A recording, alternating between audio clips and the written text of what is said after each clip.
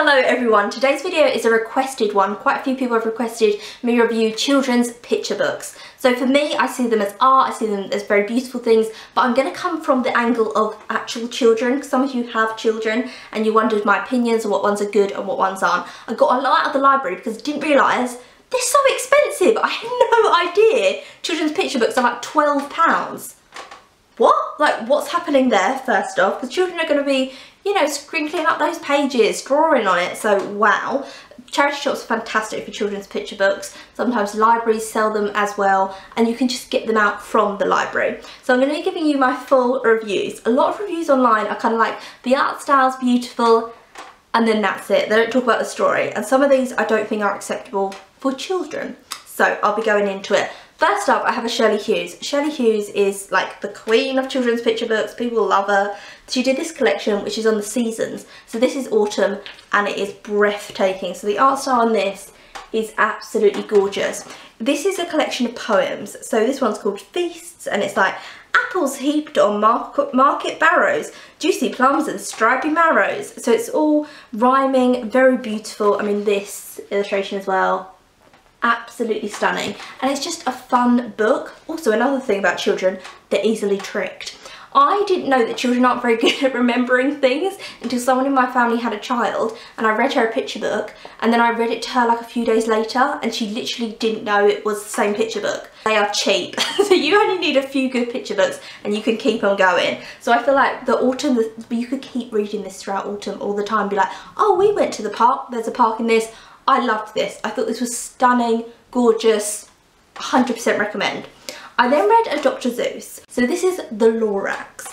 This is about, there's someone called a Onceler who goes to this beautiful paradise and he decides to chop down all these trees and make thneeds out of them. And it's kind of about consumerism and people will buy anything. So he builds this big factory, it's pumping out pollution, and this character called the Lorax comes to him and says, hey, you're ruining this for all the animals. The animals are having to move on. You've polluted the pond. You're doing all these terrible things to the environment. And the person doesn't care because they're greedy. They want to keep making money. So they're building their business bigger and bigger until they destroy the land and all the animals have left, and then they just move on to the next place. And it's about the environment and how businesses are ruining the environment. That sounds really boring, but it's done fantastically well. Also, it's really trippy, like, that is something you make when you're on acid. If he wasn't on drugs, I mean, he was off his face, let's be honest. I loved this. I thought this was really fun for children. It's a poem, it's gorgeous, highly recommend, absolutely stunning there. So now let's get on to one that I wasn't a massive fan of. This one. This is called The Road Home. Now the illustrations in this are just the most beautiful thing you will ever see, and the reviews online are like gorgeous illustrations, but then they don't talk about the story. The story is a very sad one. The story is about animals trying to get home, and it's a long road and it's hard to try and get back to the burrow, to try and get back to the nest with our lives. So there's like scenes in this when rabbits are like running from wolves and wolves are trying to kill the rabbits. There's just too much peril in this book for me for children. It talks about wolves are saying like we got claws to get and jaws to bite, and then the rabbits are talking about how their throats are frozen from the cold. It's all just a little bit too brutal, and I understand the online reviews. This is stunning art style. The art style is breathtaking. It's so beautiful. I understand all of that. You can see just how gorgeous it is, but the story is a very brutal, harsh one about the circle of life, and I think a lot of young children just won't be able to deal with that. They're too young to be involved with that, so I didn't like this for children at all, gotta be honest there. Next up is one that excites me so much. This is called Jemmy Button. Now Jemmy Button was a real person. Basically in the 1800s, England, some people from England were explorers in a boat and they went to an island, and they took 4 people from the island, and the people were living there as people said uncivilized. So they weren't clothed, they were talking their own language, they were living their lives in their own country, but the good old English thought, let's take them. So they took 4 of them, and one of them was Jemmy Button. That wasn't his original name. They named him Jemmy Button because they'd given his mother a mother of pearl button in exchange for him. That's how the story goes, but the story probably is, historians have said, that they kidnapped 4 people from this island. There wasn't this lovely exchange and we're going to take your son for a year and give him back to you. It wasn't like that. It was kidnapped. So they took the 4. One of them died of smallpox. So then with the other 3, including little Jemmy, they decided that they were going to civilise these people. Took them to London, took them to concerts. The royal family got to know them as well. They were celebrities, and then returned them a year later back to the island in the hopes that these 3 people would teach everyone on the island English and civilise them.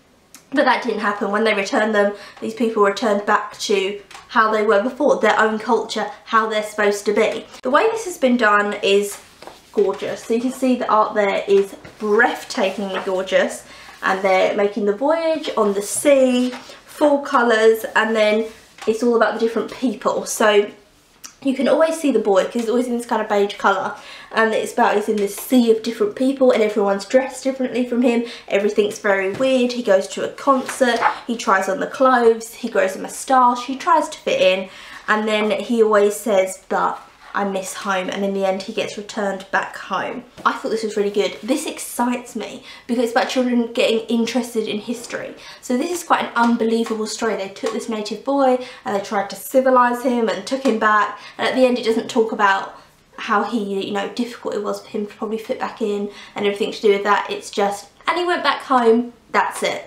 This is very good. I like things like Anastasia. So the film Anastasia is about the Russian royal family, loosely, very loosely about the Russian royal family, but it's that immediate interest, like you're interested in that. Let me tell you about the real royal family. I think it's very sad how the majority of children in the UK don't think Pocahontas was real. They think she was made up by Disney, and then when they get a bit older you can say, oh, you know that story that you used to love? Well, here's the true story. At the back they do have a full page which you can read to your child, which was about Jemmy's true story and what happened. Like, imagine just now if someone took me, just like kidnapped me for a year into a completely different culture, completely different language, and they just like dropped me back here a year later and called it an experiment. They took Dawkins over as well to the island because they returned back to the island to see if he had civilised everyone, and he hadn't. There's a lot, as it gets a lot darker, the real story and stuff that happened, but I think it's fantastic about getting children into history. This excites me. This was brilliant. This was absolutely fantastic. Next up I read The Hedgehog Feast by Edith Holden.